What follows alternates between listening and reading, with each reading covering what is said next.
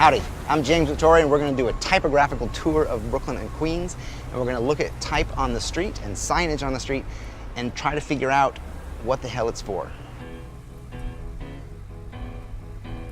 Wow, this is like having the entire menu on your window, which is kind of a cool idea. Spikes for birds. I think it adds a level of surrealism. See, but then you don't get the beautiful bird that's sitting on top of baby blue.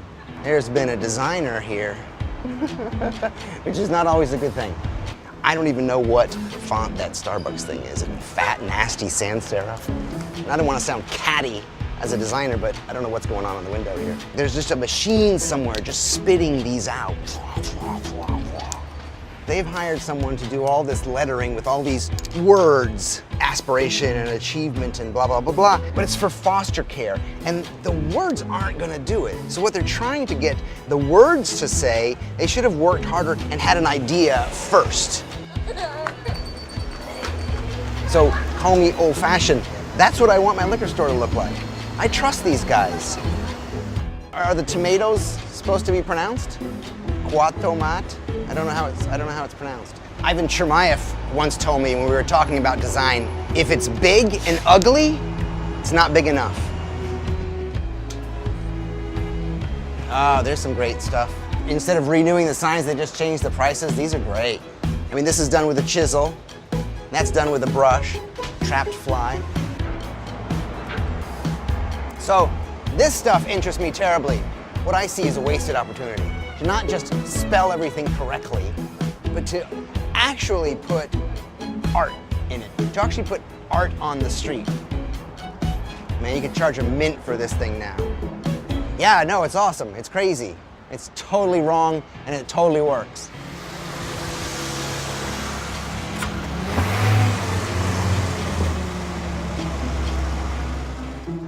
Really lovely cursive, and done in neon, which is hard to do.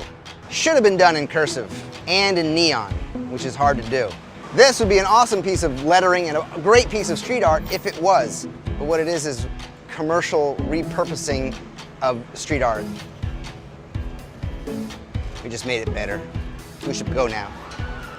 Really? There's nothing here? Really? Oblong, goofy, roundish, comforting, definitely not Hershey's, right? High end, very fine, looks nice. Beer. So I know what they're trying to do here.